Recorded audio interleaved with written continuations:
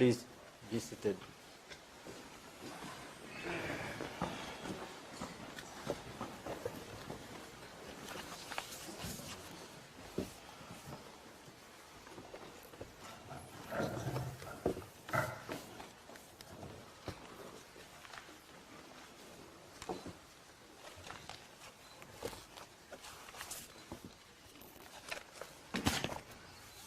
Good morning to all, and welcome to this public hearing.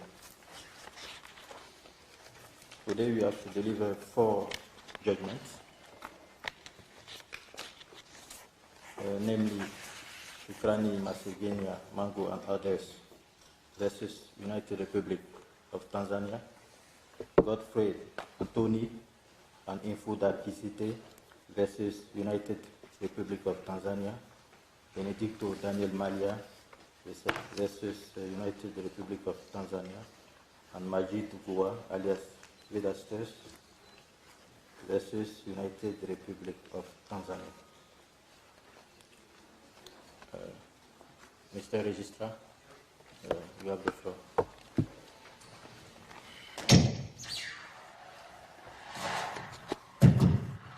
Thank you.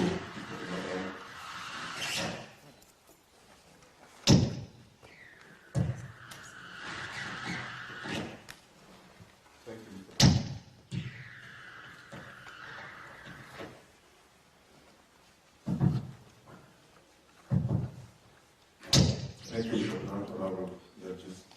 Just to confirm that the first case, the Shukurani Masegenya Mangara offers against the United States of Tanzania, the case number 00815. Just to confirm that all parties are represented in the matter. Okay. Thank you very much. Yes.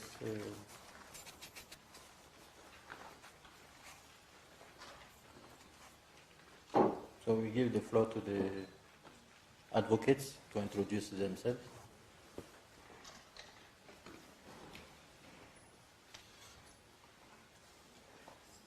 Microphone.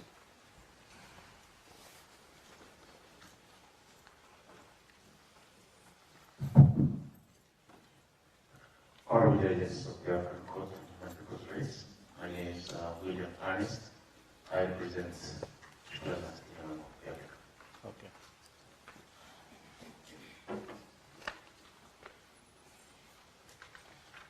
Honorable Judge, my name is Jugdments, representing United Republic of Tanzania.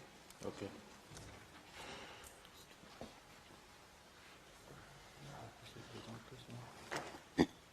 Excuse me. What about the others?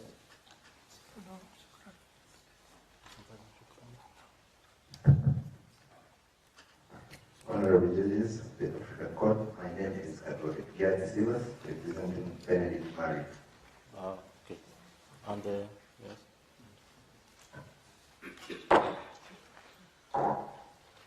Bonjour Monsieur le Président, Mesdames, Monsieur le Cour, mon nom c'est Moustapha Isite, je suis avocat au barreau du Bénin. Je suis ici dans le cadre de l'affaire Sébastien contre l'État du Bénin. Le cas numéro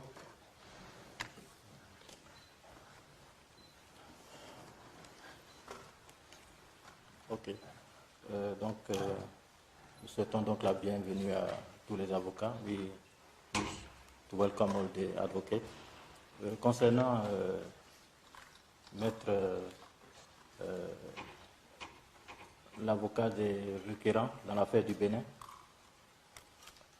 voilà, donc cette affaire-là donc sera renvoyée à notre session prochaine. Je disais donc que l'affaire Sébastien Javon contre Bénin sera renvoyée pour la session prochaine.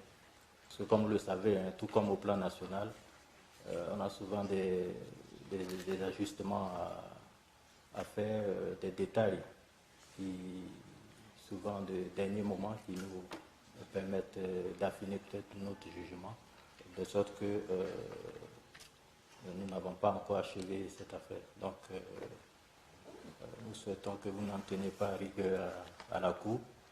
C'est que vous venez de loin, contrairement avocats qui sont ici en Tanzanie, mais nous faisons en tout cas tout le nécessaire pour que la décision soit rendue, notamment à la session prochaine. La session prochaine a donc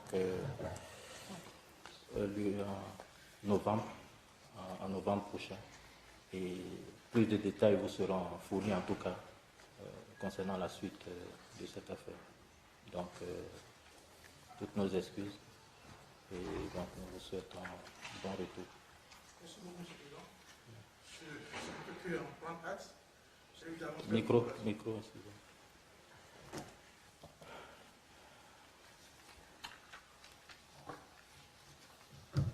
Oui, je disais que je vous remercie pour cette information.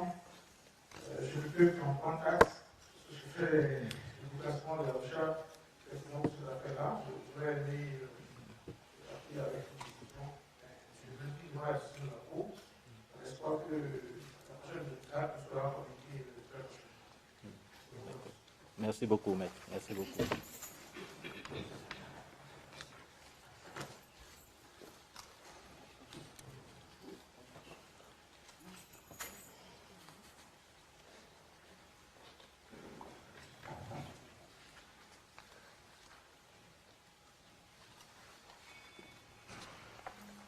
Okay, the judgment in the matter Shukurani Masegenya Mango and others versus United Republic of Tanzania will be delivered on behalf of the court by the Vice President, Justice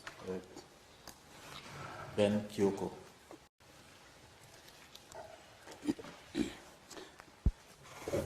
Thank you, Mr. President.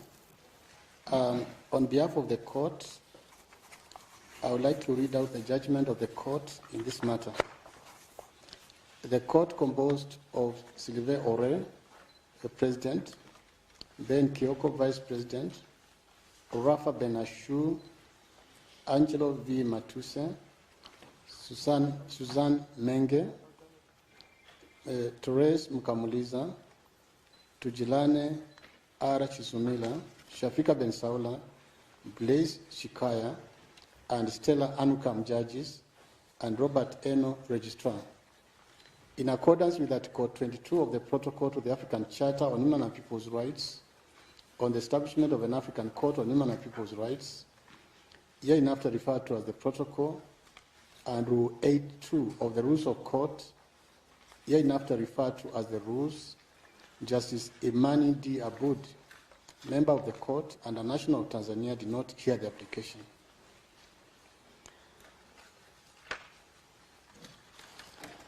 Now, the parties are represented, and I think they have introduced themselves, so I'll skip that part of the judgment. After deliberation, renders the following judgment. Shukurani Masegenya Mango, Ali Hussein Mwinyi, Juma Zuberi Abbas, Julius Joshua Masanja, Michael Jairos, Azizi Athmani Mbuyugela, Samuel M. Mutakibidia, hereinafter referred to as the applicants, are all nationals of the United Republic of Tanzania. The first applicant, Shukurani Masegenya Mango, and the seventh applicant, Samuel M. Mutakibidia, were both convicted and sentenced for armed robbery, while the rest of the applicants were convicted and sentenced for murder.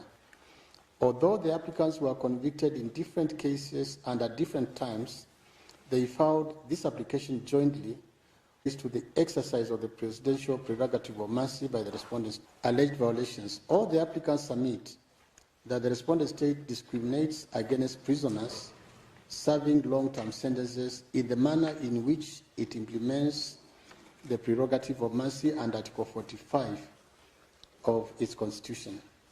In the applicant's view, the respondent state automatically excludes prisoners serving long-term sentences from the prerogative of mercy, thereby violating Article 2 of the Charter and Article 13, 1, 2, 3, 4, and 5 of the respondent state's constitution.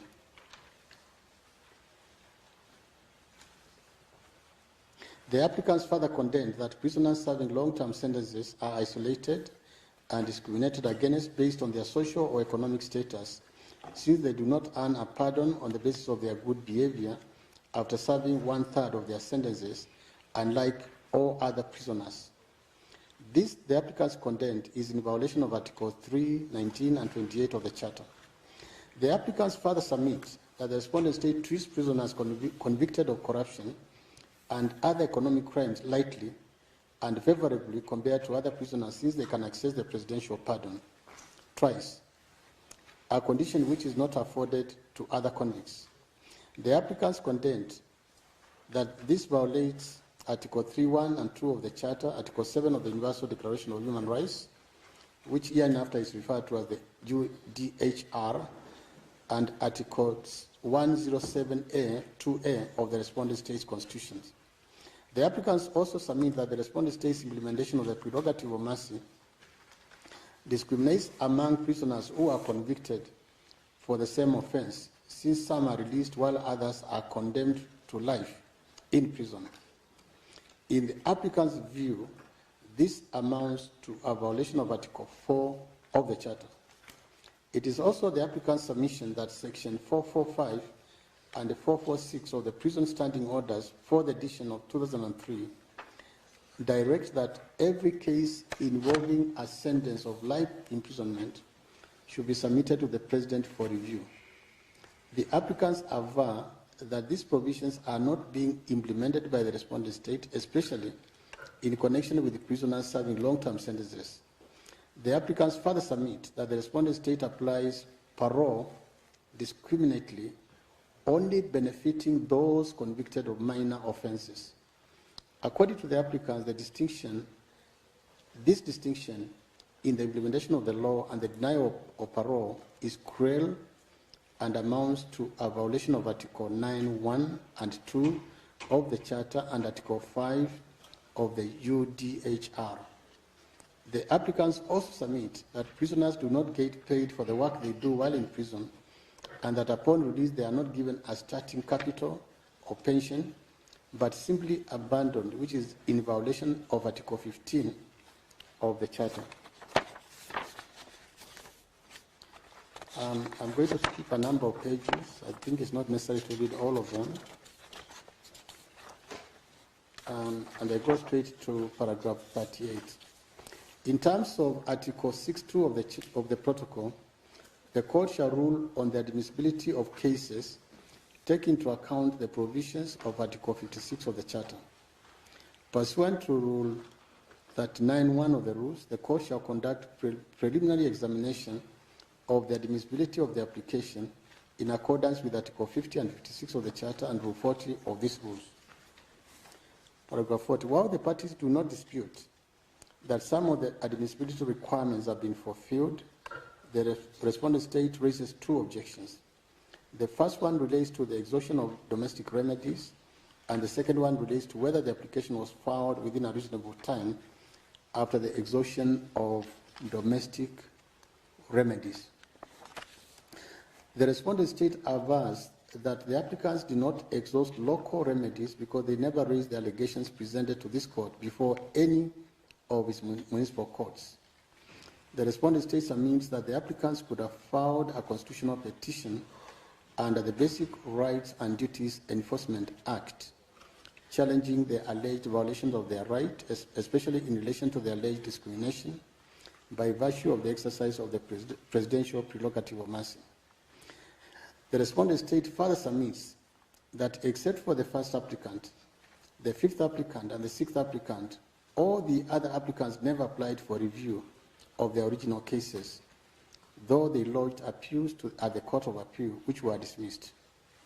The applicants aver that convicts serving long-term sentences who exhaust all local remedies in their original cases have no other available domestic remedy, and that the only opportunity to address their grievances is found under Article 45 of the Constitution of the respondent state, which refers to the prerogative of mercy by the President of the respondent state. The applicants also submit that it's useless for them to utilize the avenue provided by the Basic Rights and Duties Enforcement Act, since the respondent state's courts are not independent, fair, and just in adjudicating matters that involve the judicial system itself. In their reply, the applicants further submit that all of them, except the second applicant, appealed to the Court of Appeal against their convictions, but the appeals were dismissed. They further contend that there is no other judicial avenue in the respondent state for pursuing a remedy after the Court of Appeal. The court notes that the crux of the respondent state's objection is that the applicant should have first filed a constitutional petition challenging, among other things, the constitutionality of the Prisons Act and the Parole Act. The court also notes that the gravamen of the applicant's case revolves around the manner in which the respondent state has implemented the presidential prerogative of mercy. All the other violations alleged by the applicants have in one way or the other been linked to the exercise of the prerogative of mercy.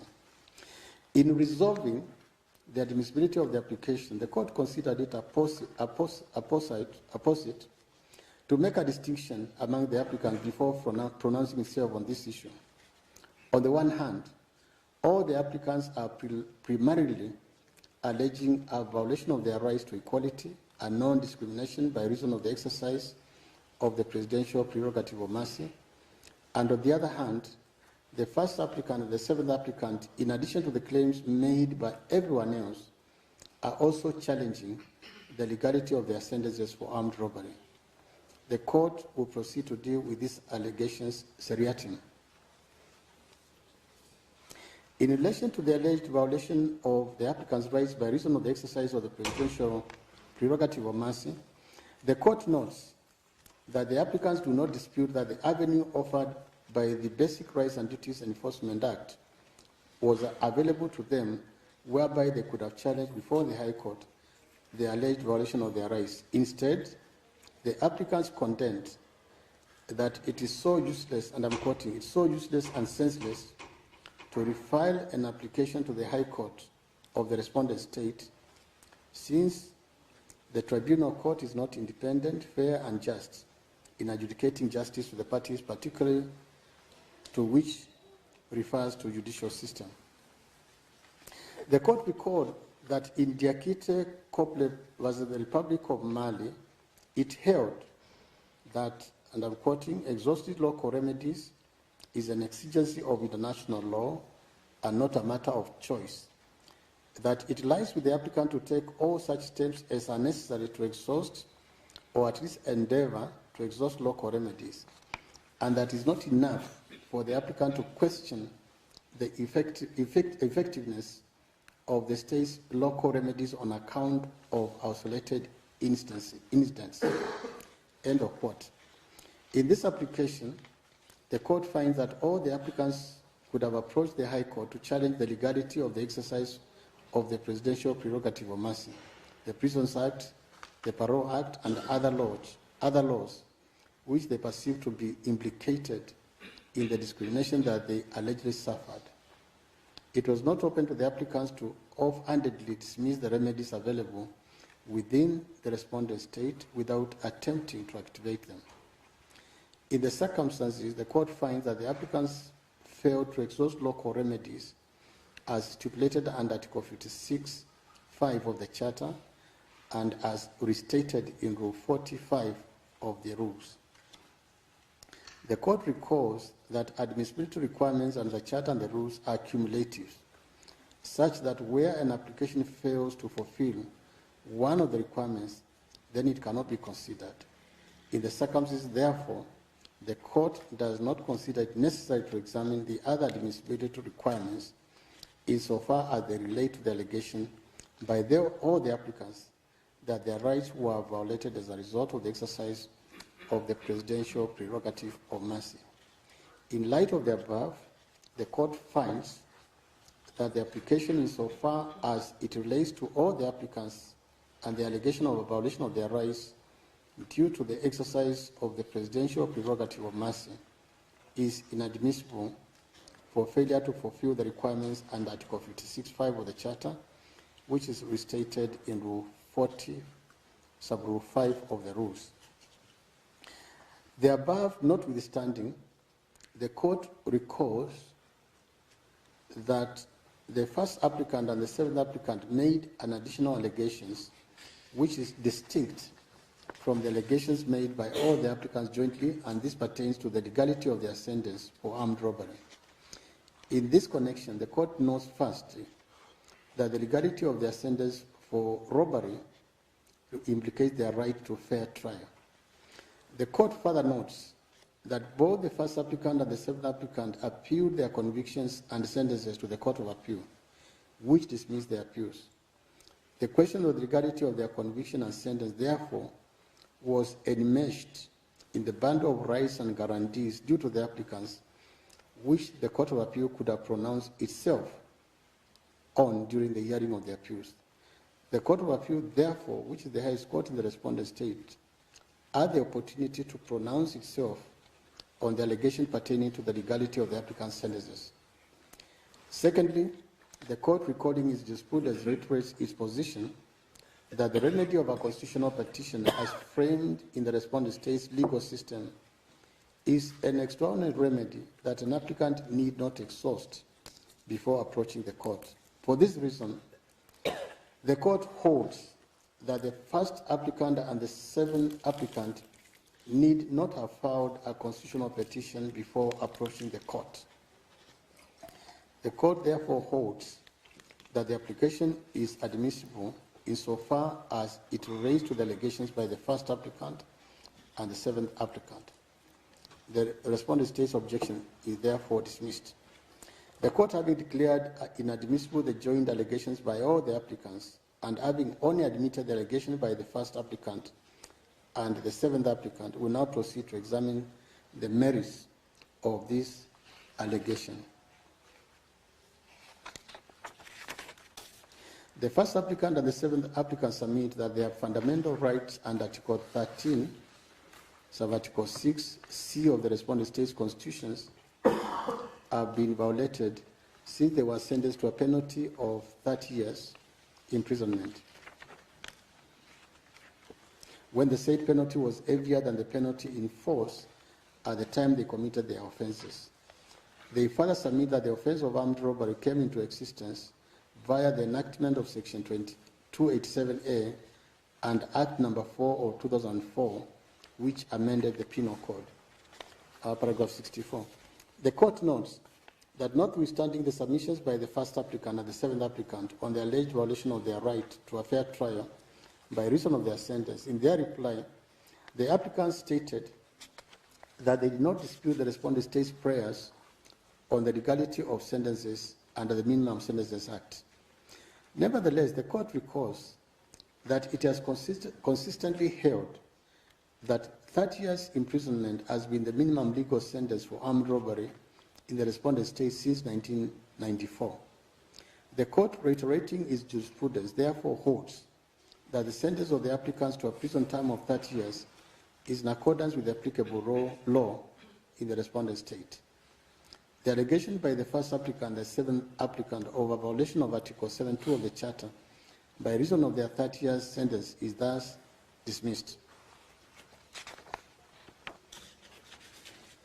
The court notes that in the instant case, no violation has been established, and therefore the question of reparations does not arise. The court therefore dismisses the prayer for reparations. For these reasons, the court unanimously, on jurisdiction, dismisses the objection on lack of jurisdiction, declares that it has jurisdiction on admissibility by a majority of 8-4 and 2 against, Justice Rafa Ben-Ashu and Shafika Ben-Saula dissenting. The court declares that the application is inadmissible in relation to all the applicants for failure to comply with the requirement under Article 56, sub-Article 5 of the Charter, which is restated in Rule 40, sub-Rule 5 of the rules, insofar as it relates to the allegation of violation of the applicant's rights by reason of the exercise of the presidential prerogative of mercy. 4. declares the application admissible in respect of the allegations by the first applicant and the seventh applicant in relation to the legality of their sentence for armed robbery. On merits, finds that the respondent state has not violated the first applicant's and seventh applicant's right to fair trial and Article 7.2 of the Charter by reason of their sentences for armed robbery. On reparations, dismisses the prayer for reparations, decides that each party shall bear its own cost, and is signed by all the judges that I have earlier mentioned. In accordance with Article 228.7 of the protocol and Rule 60, Sub-Rule 5 of the rules, the separate opinion of Justice Blaise Chikaya and the dissenting opinions of Justice Rafa Ben Ashur and Shafika Ben Saula are attached to this judgment. Done at Arusha this 26th day of September in the year 2019 in English and French, the English text being authoritative. This is the decision of the court.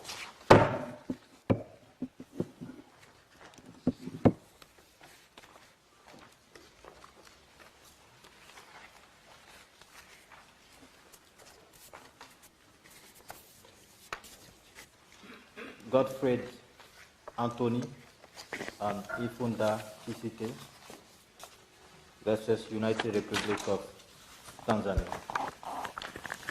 This judgment will be delivered by Justice Shizumida. In this matter, the bench is composed of the same judges as those in the first matter of Shukurani Mango, so I will not repeat the names of the judges. In accordance with Article 22 of the Protocol to the African Charter on Human and People's Rights, on the establishment of an African Court on Human and People's Rights. The microphone. Closer to the microphone. Justice Shizumida, can you be closer to the microphone? Perhaps you have to switch on the other one.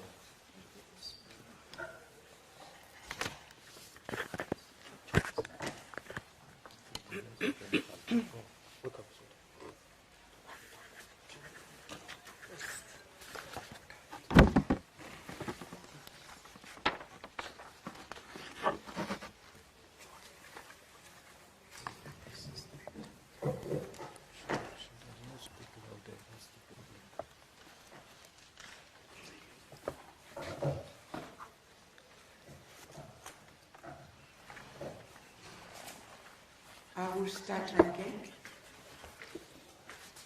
In this matter, the bench is composed of the same judges as the ones in the first matter of Shukurani Mango, so I will not repeat the names of the judges. In accordance with Article 22 of the Protocol to the African Charter on Human and People's Rights, on the establishment of an African Court on Human and People's Rights, and Rule 8.2 of the Rules of Court, Justice Imani D. Aboud, member of the court and a national of Tanzania, did not hear the application. The applicants, Godfred, Antony, and Kifunda Isite, are self-represented. The United Republic of Tanzania is represented. After deliberation, the court renders the following judgment. The parties, Messrs. Godfred, Antony, and Mr. Kifunda Isite, are nationals of the United Republic of Tanzania, each currently serving 30 years prison sentence following their conviction of conspiracy to commit a felony and for armed robbery. The respondent state, the United Republic of Tanzania, became a party to the African Charter on Human and People's Rights on 21 October 1986 and to the protocol on 10 February 2006.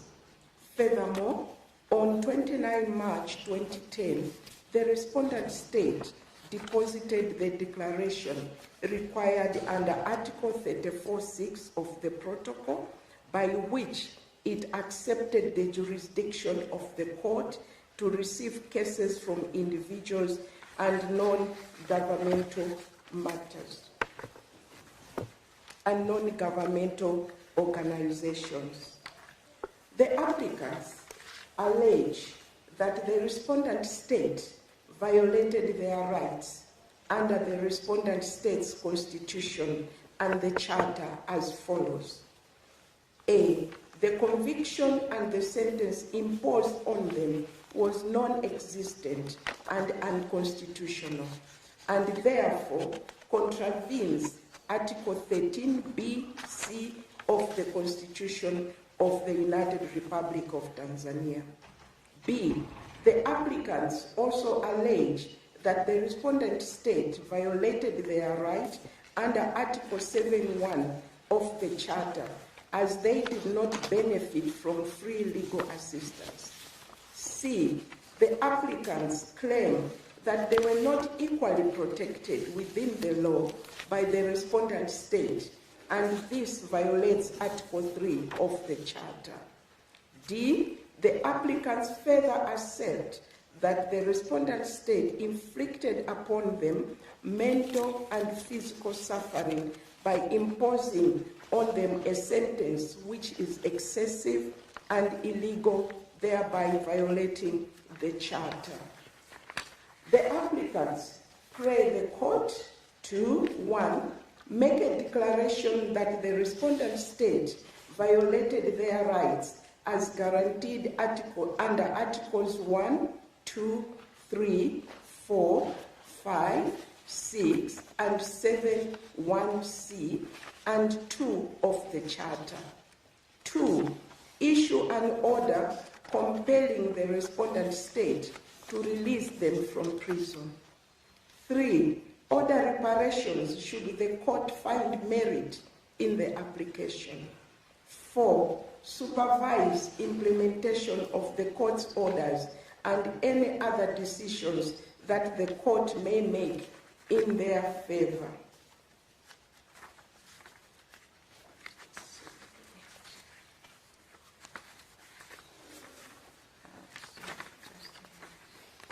Pursuant to Article 6.2 of the protocol, the court shall rule on the admissibility of cases taking into account the provisions of Article 56 of the Charter. In addition, Rule 39.1 of the rules provides that the court shall conduct preliminary examination of its jurisdiction and the admissibility of the application in accordance with Articles 50 and 56 of the Charter and Rule 40 of these rules. The respondent state raises 2 objections to the admissibility of the application. The first one relates to the requirement of exhaustion of local remedies, and the second, the filing of the application within a reasonable time under sub-rules 40, 5, and 6 of the rules, respectively.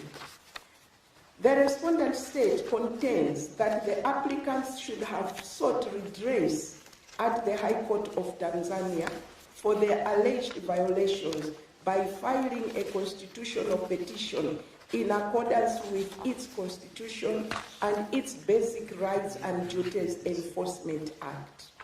The respondent state also asserts that the first applicant, Mr. Godfred Antony, never appealed against the decision of the High Court, even though he had the opportunity to seize the Court of Appeal. The respondent state further argues that the second applicant, Mr. Kifunda Isite, could have applied for a review of the decision of the Court of Appeal as provided by the law.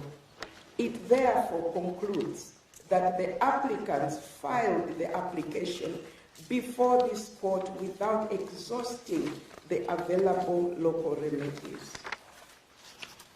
In the instant case, the court notes from the record that the second applicant, Mr. Kifunda Isite, appealed to the highest court in the respondent state, that is the Court of Appeal, which upheld his conviction and sentence.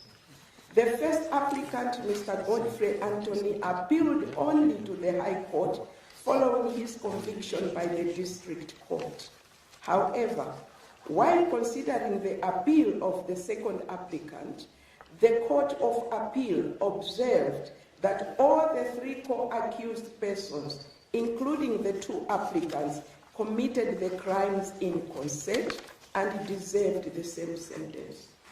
Consequently, the court is of the view that despite the fact that the first applicant did not appeal to the Court of Appeal, his matter was addressed by the Court of Appeal, albeit incidentally, and any appeal he could have filed would have been unlikely to result in a different outcome. In this regard, the court recalls its position in African Commission on Human and People's Rights versus Kenya, where it held that for purpose of ascertaining exhaustion of local remedies, the most pertinent issue that should be considered is whether a state against which an application is filed has been accorded the opportunity to rectify alleged human rights violations prior to the filing of an application before the court.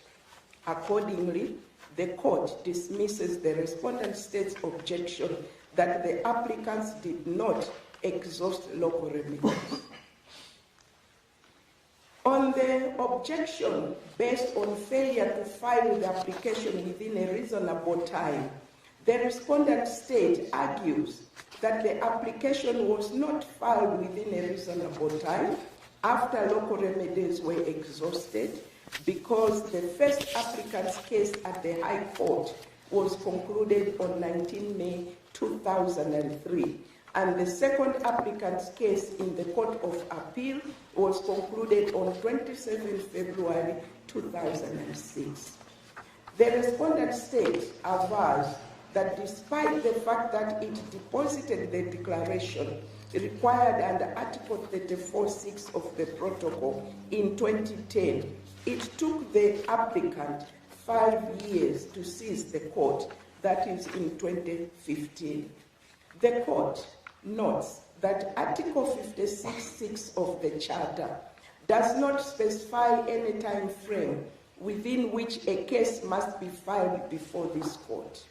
Rule 46 of the rules, which in substance restates Article 56.6 of the Charter, simply mentions a reasonable time from the date local remedies were exhausted or from the date set by the court as being the commencement of the time limit within which it shall be seized with the matter. In the matter of Norbert Zongo and others versus Burkina Faso, the court held that the reasonableness of a time limit of seizure will depend on the particular circumstances of each case and should be determined on a case-by-case basis.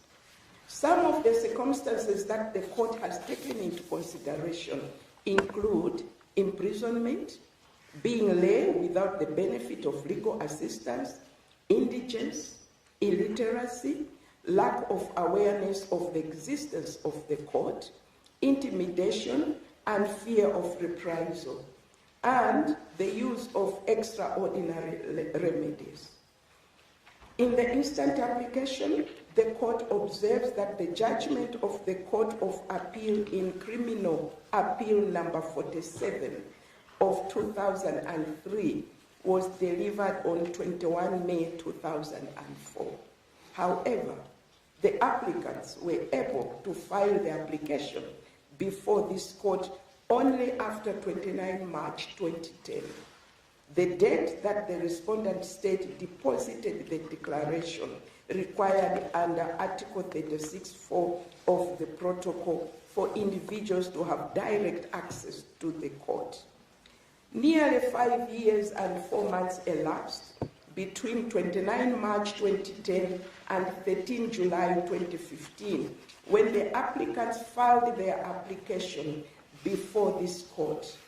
The issue for determination is whether the 5 years and 4 months that the applicants took to file the application before the court is reasonable. The court recalls its jurisprudence in the matter of the beneficiaries of late Nobet Zongo, Abdullahi Nikiema, alias Ablazi, Ernest Zongo, Blaise Ilbodo, and Movement Burkinabe de Trois de l'Homme, where it held that the purpose of Rule 46 of the rules is to guarantee judicial security by avoiding a situation where authorities and other concerned persons are kept in a situation of uncertainty for a long time. Also, to provide the applicant with sufficient time to reflection to enable him appreciate the opportunity of bringing a matter to court if necessary. And finally, to enable the court to establish the relevant facts relating to the matter. Further, in Amiri Ramadhani versus Tanzania and Christopher Jonas versus Tanzania, the court decided that the period of 5 years and 1 month was reasonable, owing to the circumstances of the applicants. In these two cases, the court took into consideration the fact that the applicants were imprisoned, restricted in their movements, and with limited access to information. They were lay, indigent, did not have assistance of a lawyer in their trials at the domestic court, were illiterate, and were not aware of the existence of the court. In the instant case, the court notes that although the applicants are also incarcerated and thus restricted in their movement, they have not asserted or provided any proof that they are illiterate, lay, or had no knowledge of the existence of the court. The applicants have simply described themselves as indigent. The court further notes that the applicants were represented by legal counsel in their trial and appeals at the domestic level, but they did not file for review of their final judgments. Overall, while the court has always considered the personal circumstances of applicants in determining the lapse of reasonable time taken before cease of a matter, the present applicants have not provided the court with any material evidence on the basis of which the court can conclude that the period of 5 years and 4 months was a reasonable period of time taken to file their application before this court. In the circumstances, the court finds that the application does not comply with the requirement under Rule 46 of the rules. In the light of the foregoing, the court holds that the applicants have failed to comply with Rule 46 of the rules and upholds the respondent state's objection in this regard. Having concluded that application was not filed within a reasonable time, the court does not have to pronounce itself on whether other conditions of admissibility enumerated in Rule 40 of the rules have been met, in as much as the conditions of admissibility are cumulative. Based on the above, the court declares the application inadmissible. For these reasons, the court unanimously, on jurisdiction, 1. Dismisses the objections to its jurisdiction, declares that it has jurisdiction. On admissibility, dismisses the objection to the admissibility of the application based on of exhaustion of local remedies. Declares that the application was not filed within a reasonable time. Declares that the application is inadmissible. On costs, decides that each party shall bear its own costs. The judgment is signed by all the judges mentioned above. Done at Arusha, this 26th day of the month of September in the year 2019 in English and French, the English text being authoritative. So is the decision of the court.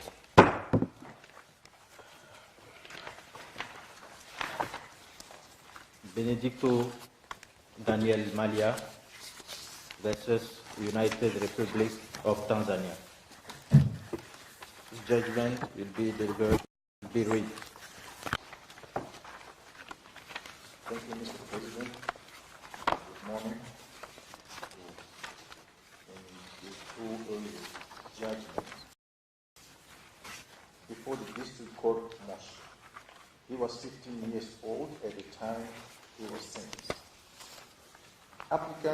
The application is filed against the United Republic of Tanzania, given up at Peru as the respondent state. Subject of the application. Facts of the matter.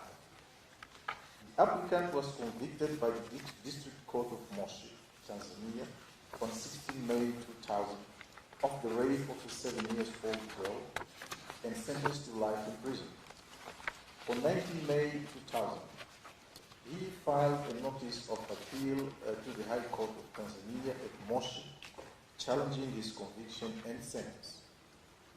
He further states that since filing the notice of appeal, he was not provided with certified true copies of the record of proceedings and judgment to enable him to file appeal at the High Court. He asserts that he sent several letters to the district registrar of the High Court of Tanzania at Moshi to follow up on the provision of these documents to no avail.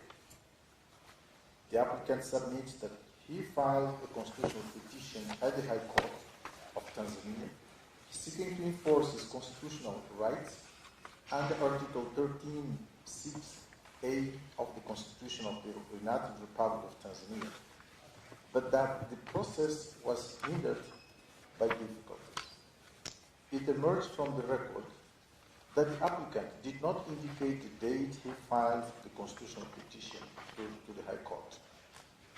The applicant avers that on 1st September 2015, he filed his application before the court, and it is only after filing that in February 2016, the respondent state provided him the certified true copies of the record of proceedings in the judgment of criminal case 1142 of 1999 before the district court of Moshi. On 9 February 2016, the High Court at Moshi, of its own motion, in criminal appeal number 74 of 2015, called for the applicant's records. Subsequently, on 15 February 2016, the court ordered a hearing of the appeal and ordered that the memorandum of appeal be served on the applicant. According to the respondent state, on 22 February 2016, the appeal was considered in the applicant's presence and the prosecution did not object to the appeal. The High Court then allowed the appeal, quashed the conviction, set aside the sentence, and ordered the applicant's release on the ground that the evidence relied on by the District Court of Moshi was flawed. The applicant alleged that after serving 15 years and 9 months in prison, he was released sometime in May 2016. Alleged violations. The applicant alleged the following: that the respondent state violated his right to have his cause heard, specifically his right to appeal as provided under Article 7 of the African Charter on Human People's Rights, and that his right to a fair and expeditious trial was denied.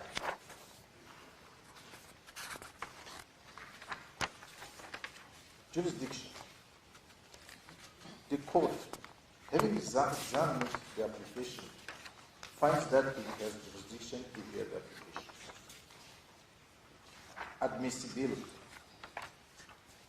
The court notes that the respondent state does not challenge the admissibility of the application.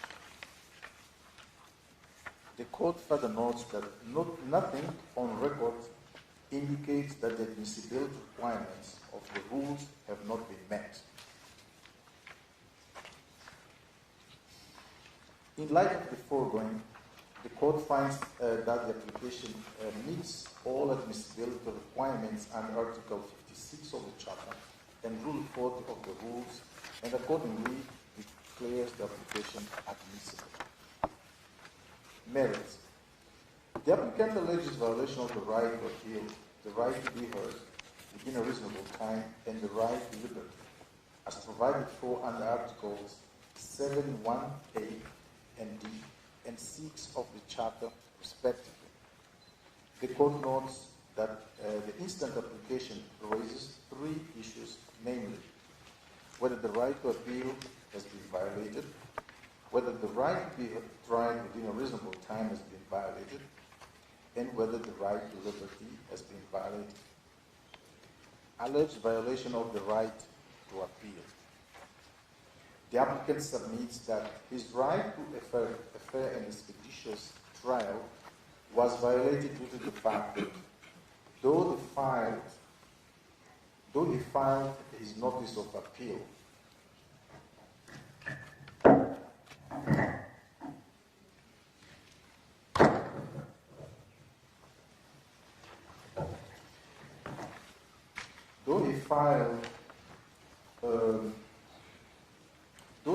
his notice of appeal 3 days after the judgment of the district court, he was never supplied with the certified true copies of the record of proceedings and of the judgment. He alleged that he also made attempts to get those documents by sending several letters to the district registrar of the High Court of Motion, yet they were not provided to him. He states that he remained incarcerated in prison for 15 years and 9 months while waiting to be provided with the necessary documents to pursue his appeal.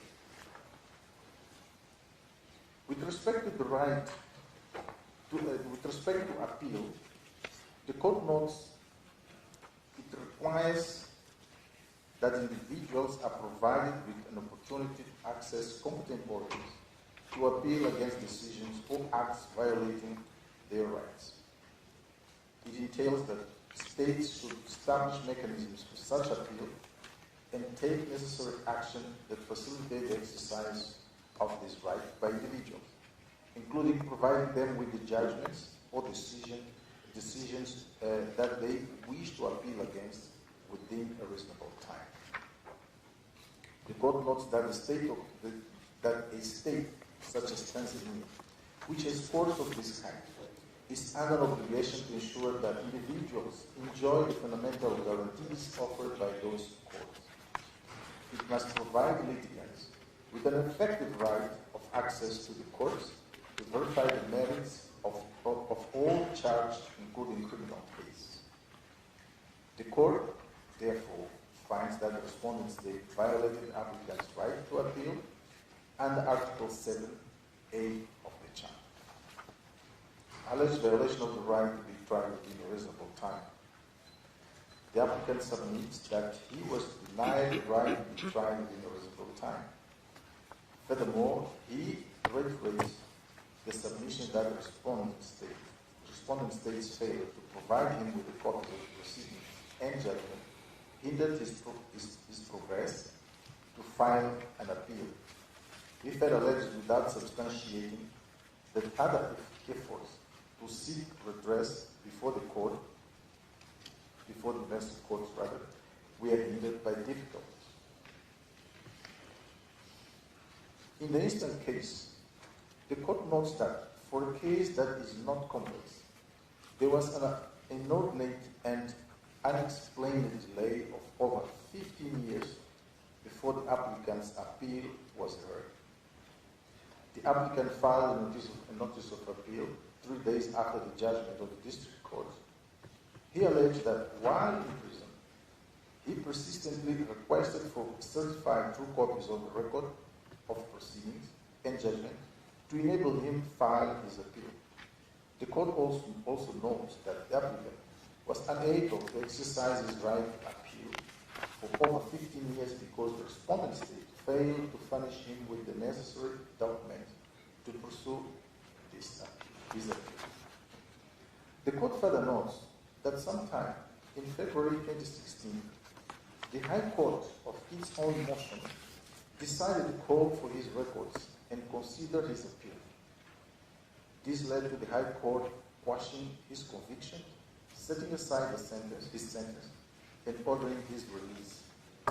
The court notes that the respondent state's failure to provide the applicant with certified true copies of the records of proceedings and judgment within a reasonable time prevented him from exercising the right to appeal, and this consequently also led to a violation of his right to be tried within a reasonable time. The court therefore finds that the respondent state violated the applicant's right to be tried within a reasonable time under Article 7(1)(d) of the Charter. Alleged violation of the right to liberty.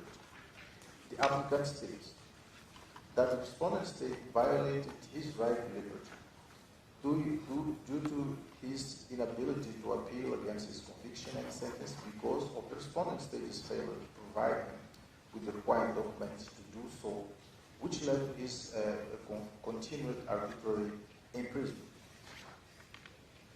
In the instant case, the court notes that the respondent state did not take necessary measure to avail the applicant with documents and certified true copies of the record of proceedings and judgment, which would have enabled him appeal his conviction. The court also notes that the applicant could have been released earlier by an order of the High Court if his appeal had been heard on time. In particular, because when the appeal was eventually heard, his conviction was quashed on the ground that evidence relied on by the district court was flawed. It turned out that the requested documents were only provided after he filed this appeal before this court. The court, however, notes that the respondent state did not object to the appeal on 22 February 2016 at the High Court, which quashed the applicant's conviction, set aside his sentence, and ordered his release. The court also notes that the applicant has not established his claim for reparation. The court further finds that the respondent state violated the applicant's right to liberty, guaranteed by Article 6 of the Charter, by failing to place at his disposal procedural guarantees which would have made it possible to avoid his continued arbitrary imprisonment. Reparations. The applicant, in his submission on the merits, praised the court-ordered reparations and just compensation. The respondent state praised that the court should declare that it has acted in good faith by releasing the applicant and refrain from ordering reparations since this act by the respondent state is sufficient reparation. The court recalls that there is a presumption of moral prejudice to an applicant where, The court notes, although the applicant has not made detailed submissions on reparation, the seriousness of the violations established entitled him to an award of reparations for the harm he suffered. In the instant case, pursuant to the provision of Rule 63 cited above, the court decided that it will make a ruling on reparation at a later stage of the proceedings. Cost. The court notes that neither party made submissions in respect of cost. In the instant case, the court decided that it will rule on cost at a later stage.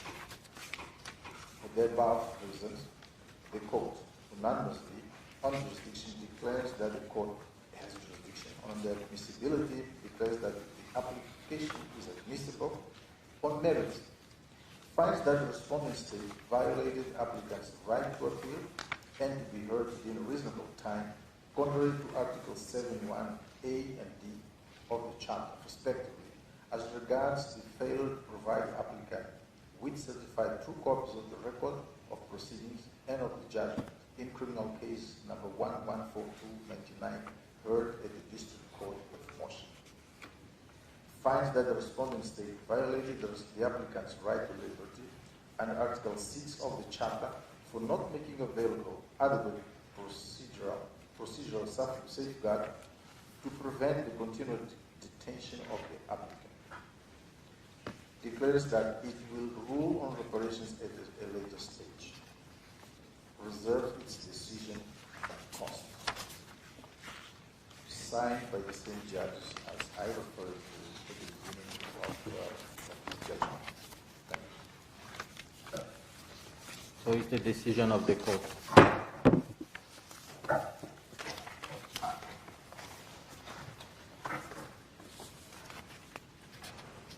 The last judgment to be read, Majid, alias Vedatus versus United Republic of Tanzania. Judgment to be read by Justice Anukam. Thank you, Mr. President. I present the judgment in the matter of Majid, alias Vedatus versus the United Republic of Tanzania. Application number 025/2015, and this judgment is on merits and reparation. The bench is composed as it is in the earlier cases rendered this morning. In accordance with Article 22 of the Protocol to the African Charter on Human and People's Rights on the establishment of an African Court on Human and People's Rights, and Rule 82 of the Rules of Court, Judge Imani D. Abu, member of the court and a national of Tanzania, did not hear the application. In the matter, the applicant is self-represented, and the United Republic of Tanzania is equally represented. After deliberation, the court renders the following judgment.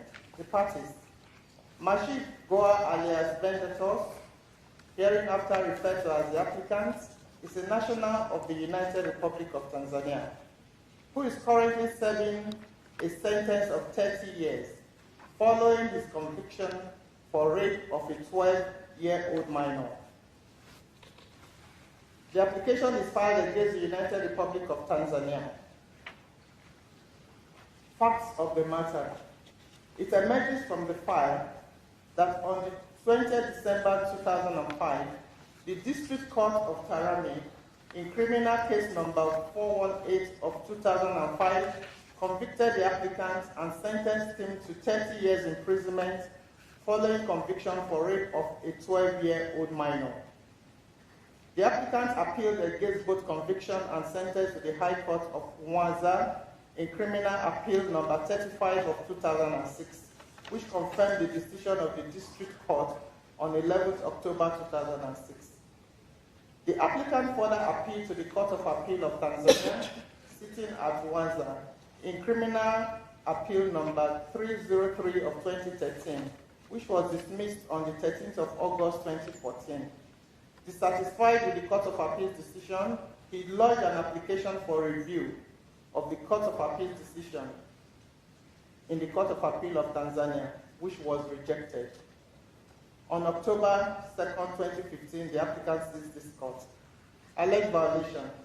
The applicant alleges that the respondent state violated his rights under Articles 2, 3 sub 1 and 2, and 7 sub 1 C and D of the Charter by failing to consider his defense of alibi and by failing to consider various contradictions and discrepancies in the witness statements. He also alleges that he was denied the right to be heard as he did not benefit from free legal assistance during the trial and before the appellate court. Prayers of the party. The applicant praised the court to A. Restore justice where it was overlooked and quash both conviction and sentence imposed upon him and set him at liberty. He also asked the court to grant him reparations pursuant to Article 27.1 of the protocol. C. That the conviction and sentence meted upon him be quashed and he be set free. D. That he be facilitated with free legal representation or legal assistance under Rule 31 of the court and Article 10.2 of the protocol. E. Grant any other order the court may deem fit in the circumstances of the complaint. The respondent state praised the court, A. That the court is not vested with jurisdiction to adjudicate over this application. The respondent state thus praised the court to find that it has not violated Articles 2, 3 sub 1, 3 sub 2, Article 7.1c and 7.1d of the Charter. In its reply, the applicant praised the court to dismiss the respondent state's objections and averred that the application has merit and should be determined. Jurisdiction. Pursuant to Article 3.1 of the protocol, the jurisdiction of the court shall extend to all cases and disputes submitted to it concerning the interpretation and application of the Charter, this protocol, and any other relevant human rights instrument ratified by the states concerned. In accordance with Rule 39.1 of the rules, the court shall conduct preliminary examination of its jurisdiction. The respondent state raises an objection to the material jurisdiction of the court. The respondent state avers that the jurisdiction of the court has not been properly invoked by the applicants. In this regard, it asserts that Article 3.1 of the protocol and Rule 26 of the rules only affords the court jurisdiction to deal with cases or disputes concerning the application and interpretation of the Charter, the protocol, and any other human rights instrument ratified by the concerned state. Accordingly, the respondent state submits that the court is not afforded jurisdiction to sit in the instant application as a court of first instance or an appellate court.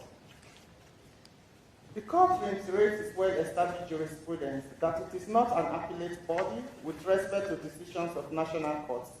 However, the court has also emphasized that this does not preclude it from examining relevant proceedings in the national courts in order to determine whether they are in accordance with the standards set out in the Charter or any other human rights instrument ratified by the states concerned.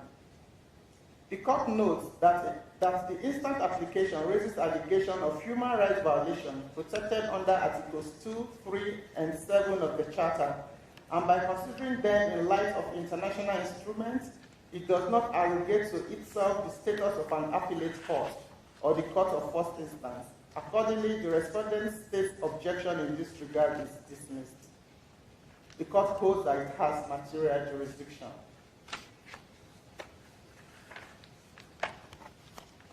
Admissibility.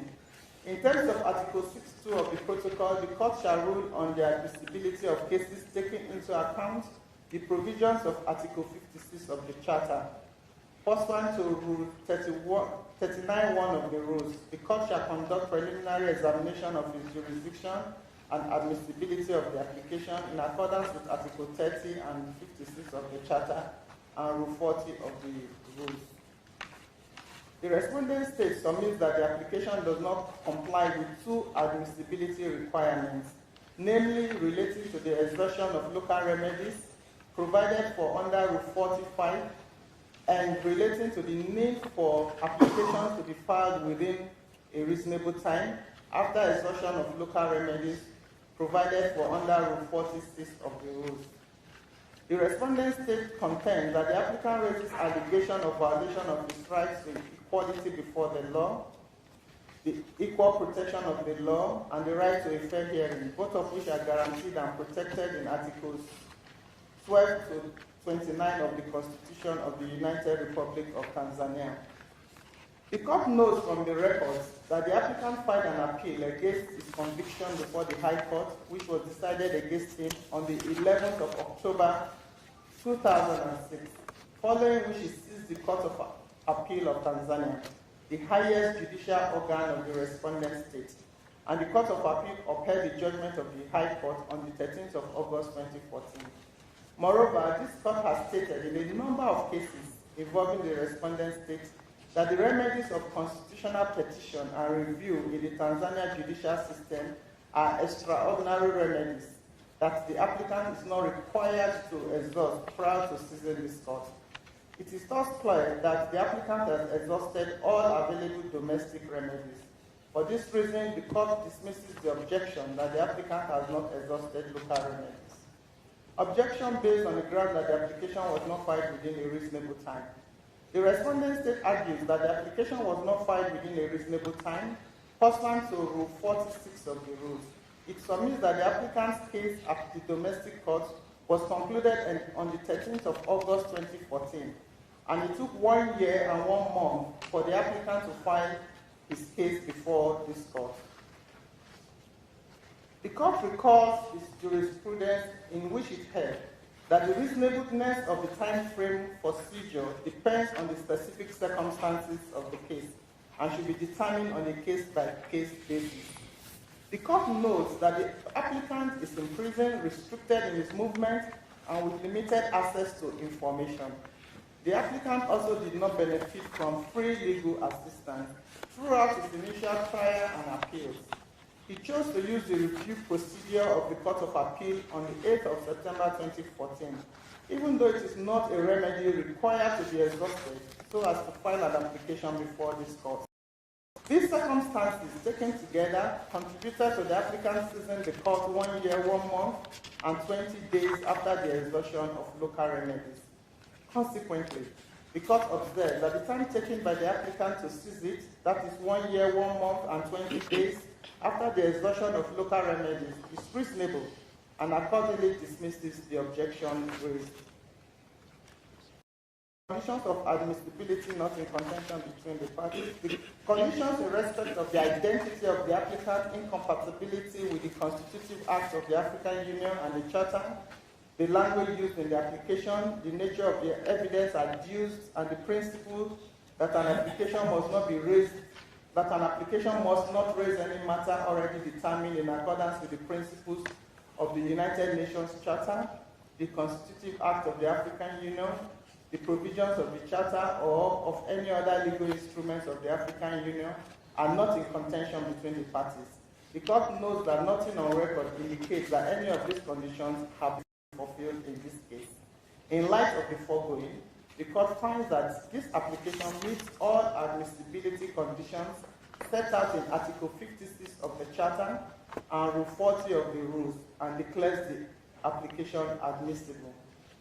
We now go to consider the merits of the case. The applicant alleges his rights guaranteed under Articles 2, 3, and 7 of the Charter were violated. In as much as the allegations of violations of Article 2 and 3 stem from the allegation of the violation of Article 7, the court will begin its assessment of the latter. Alleged violation of Article 7 of the Charter.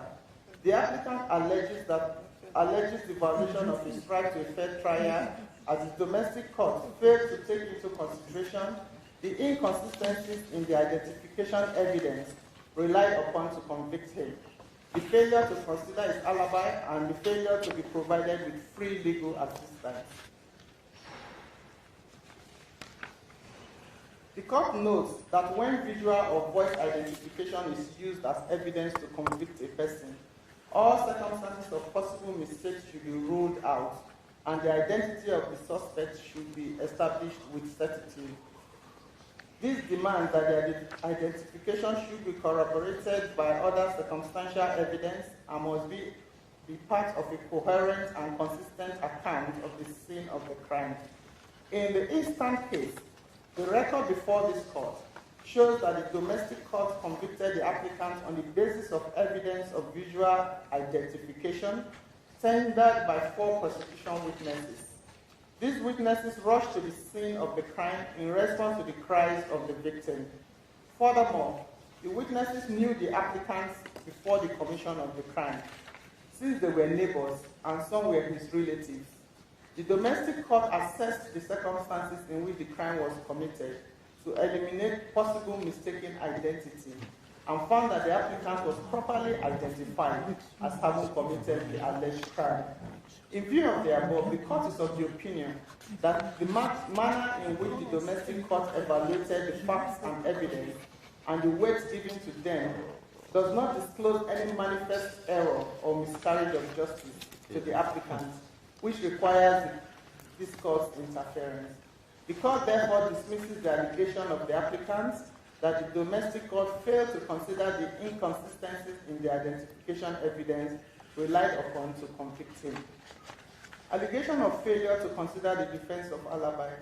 The applicant alleges that he was deprived of his right to a fair trial at the trial court and subsequently at the appellate court, as the domestic court failed to take into account his defense of alibi.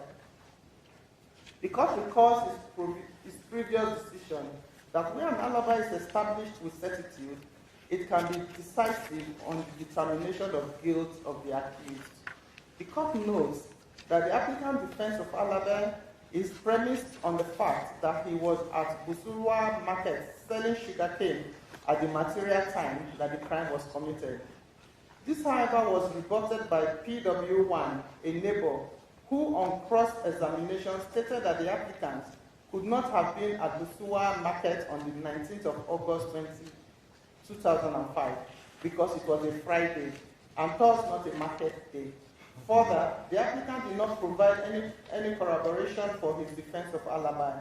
Also, the court notes that there is nothing on record to show that the domestic courts made manifest errors in their judgment, which will require his intervention. In view of the above, the court dismisses the allegation of the applicant that the domestic court failed to consider his defense of alibi and declares that the applicant's right to a fair trial was not violated. Allegation of failure to provide the applicant with free legal assistance. The applicant contends that the respondent state has violated Article 7.1c of the Charter, claiming that he did not benefit from free legal assistance at both the trial and appeal stages of his case. The court notes that Article 7.1c of the Charter does not provide explicitly for the right to free legal assistance. This court has, however, interpreted this provision in light of Article 14.3 and D of the International Covenant on Civil and Political Rights, and determined that the right to defense includes the right to be provided with free legal assistance. The court has also held that an individual charged with a criminal offense is entitled to the right to free legal assistance without having requested for it, provided that the interest of justice so requires.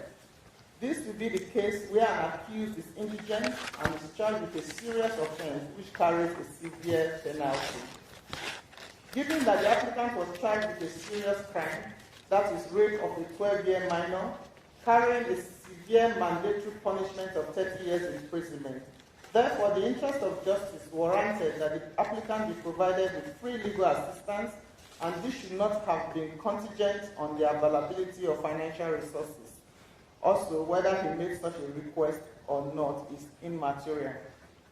The court, therefore, finds that the respondent state has violated Article 7.1c of the Charter by failing to provide free legal assistance to the applicant. On the alleged violation of the rights to non-discrimination, equality before the law, and equal protection of the law, the applicant contends that the violation of his rights to a fair trial also demonstrates that he was not treated equally before the law and that the National Court discriminated against him. The court observed that the applicant has not demonstrated or substantiated how he has been discriminated against, treated differently or unequally, resulting to discrimination or unequal treatment based on the criteria laid down under Article 2 and 3 of the Charter. In view of the foregoing, the court finds that the applicant's right to non-discrimination, his right to equality before the law, and to equal protection of the law as guaranteed under Articles 2 and 3 of the Charter were not violated by the respondent states. On reparation. Article 27.1 of the protocol stipulates that if the court finds that there has been violation of a human or people's rights, it shall make appropriate orders to remedy the violation, including the payment of fair compensation or reparation. The applicant in his submission on reparation advised that prior to his incarceration, he was a sugarcane farmer and his income from the sale of sugarcane was 1 million Tanzania shillings per month. According to the applicant, he had a family before his incarceration, but now does not know where they are. He further alleges that he had a house which was destroyed by unknown people. Lastly, the applicant alleges that he was framed and his conviction was for the sole purpose of destroying him, and therefore praised the court to grant him a total amount of 1 billion Tanzania shillings as compensation. The court notes his finding that the respondent state violated the applicant's right to a fair trial due to the fact that he was not afforded legal assistance in the course of his trials in the domestic court. In this regard, the court recalls his position on state responsibility, that any violation of an international obligation that has caused harm entails the obligation to provide adequate reparation. The court further notes that the applicant did not adduce any evidence to support his claim for reparation. He merely enumerated them. The court thus rejects the prayer for 1 billion Tanzania shillings as it was not substantiated. The court, however, notes that the violation it established causes moral prejudice to the applicant and therefore, in exercising its discretion, awards an amount of Tanzania shillings 300,000 as fair compensation. On non-pecuniary reparation, the applicant prays the court to order his release from prison. Regarding the order for release prayed by the applicant, the court has stated that it can be ordered only in specific and compelling circumstances. This will be the case if an applicant sufficiently demonstrates or the court by itself establishes from its findings that the applicant's arrest or conviction is based entirely on arbitrary consideration and his continued imprisonment will occasion a miscarriage of justice. In the instant case, the applicant has not demonstrated specific or compelling circumstances, nor has the court found the same to warrant an order for release. The court further notes that the applicant's right to free legal assistance was violated, but this did not affect the outcome of his trial. In view of the foregoing, the court dismisses the applicant's prayer for release. On cost. Pursuant to Rule 30 of the rules, unless otherwise decided by the court, each party shall bear its cost. In the instant case, the court rules that each party shall bear its own cost. For these reasons, the court unanimously on jurisdiction dismisses the objection on material jurisdiction of the court, declares that it has jurisdiction. On admissibility, dismisses the objection to the admissibility of the application, declares it admissible. On merit, holds that the respondent state has not violated Article 7.1 of the Charter in evaluating the identification evidence and the defense of alias. Holds that the respondent state has violated the applicant's right to a fair trial by failing to provide him with free legal aid contrary to Article 7, sub 1 and C of the Charter and Article 14, sub 3 and D of the ICCPR. On reparation, on pecuniary reparation, grants the applicant's prayer for reparation for prejudice suffers and awards him the sum of Tanzania shillings 300,000. Orders the respondent state to pay the sum awarded above free from tax as fair compensation to be made within 6 months from the date of notification of this judgment, failing which it will be required to pay interest on arrears calculated on the basis of the applicable rates of the Central Bank of Tanzania throughout the period of delayed payment until the amount is fully paid. On non-pecuniary reparation, dismisses the applicant's prayer for the court to order his release from prison. On implementation and reporting, orders the respondent state to submit a report on the status of the implementation of this decision set forth herein within 6 months from the date of notification of this judgment. On cost, orders that each party shall bear its own cost. This judgment is duly signed by all the judges and is done at Arusha this 26th day of September in the year 2019 in English and French, the English text being authoritative. This is the decision of the court and also the hand of the public delivering of the judgments of this session. Thank you very much.